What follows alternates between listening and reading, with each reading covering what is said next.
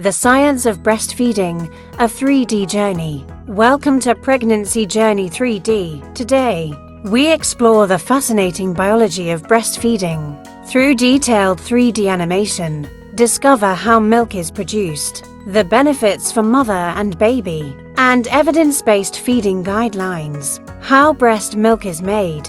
Lactation begins during pregnancy.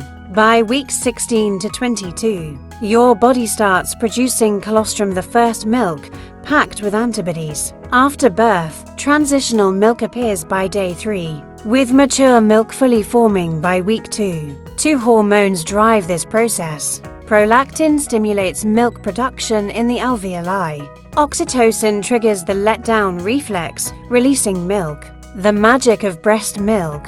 Colostrum contains 100 times more immune proteins than mature milk. As feeding progresses, milk composition shifts. Fore milk is watery, hydrating your baby. Hind milk is rich in fats critical for growth. Unique components like lactoferrin stem cells and human milk oligosaccharides offer lifelong health benefits. How long should you breastfeed? The WHO recommends exclusive breastfeeding for the first 6 months. Continued feeding with solid foods until age 2 or beyond. Studies show breastfeeding reduces a mother's risk of breast cancer by 4% per year and helps babies develop stronger immune systems. Key tips for success. Initiate feeding within the first hour after birth.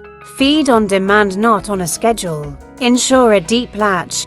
Baby's mouth should cover most of the areola. Debunking myths. Breast milk loses nutrition after a year. False, it remains nutrient-dense.